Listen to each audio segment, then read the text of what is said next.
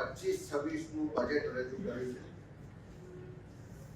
બજેટમાં અમે લોકોને ખૂબ મદદ કરીએ છીએ, લાભ આપીએ છીએ એવું ચિત્ર રજૂ કરવામાં આવ્યું, પણ ગુજરાત સરકારની નીતિ એવી રહી છે કે દેવું કરીને ઘી પીતા હોય એવી સ્થિતિનું નિર્માણ છે। અને દિવસે દિવસે ગુજરાત સરકાર તો દેવું વધારે છે, પણ ગુજરાતની જે 6 કરોડ જનતા છે એના માથા પર પણ દિવસે દિવસે દેવું વધતું જાય છે। અહીંયા જે સરકારે આંકડા રજૂ કર્યા છે એ મુજબ 2023-24 જે જાહેર દેવું છે 3,77,962 કરોડ છે।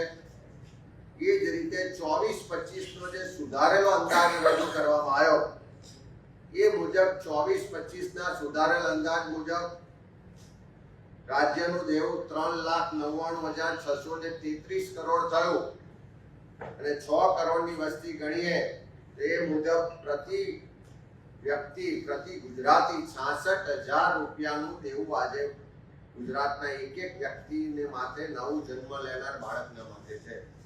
એ જ રીતે 2025-26 નો જે અંદાજ રજૂ થયો એ મુજબ દેવું વધી ને 4,55,537 કરોડ થશે।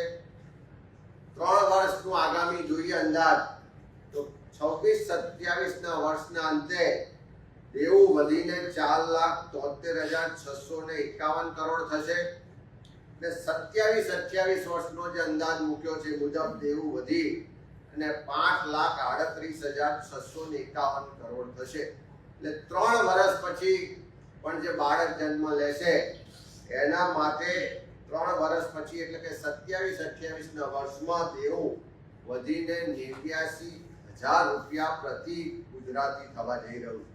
એટલે ઉત્સવો, દાયપા, પોતાના માનીતાઓને લાભ કરાવવા માટે જે દેવું વધી રહ્યું છે, જે બજારમાંથી મોટા પ્રમાણમાં લોનો લેવાઈ રહી છે, આજે જે વિધાનસભામાં પ્રશ્નોત્તરીમાં જવાબ આપ્યા છે મુજબ છેલ્લા 2 વર્ષમાં જે બજારમાંથી કે રાજ્ય સરકારે લોન લીધી એ નાણાકીય સંસ્થાની લોનો છે, બજારમાંથી લોન લેવામાં આવી છે અને કેન્દ્રીય દેવું છે।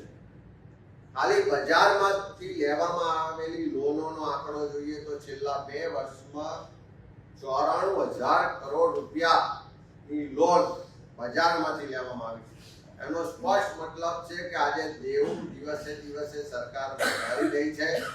સરકારની ખોટી નીતિઓને કારણે દેવું વધી રહ્યું છે, ગુજરાતના એક વ્યક્તિના માથે પણ દેવું વધી રહ્યું છે। એવું નાણાકીય વ્યવસ્થાપન આ સરકારનું જોવા મળે છે જે આવનારા દિવસોમાં આપણા સૌના માટે ખૂબ ચિંતાજનક બાબત છે।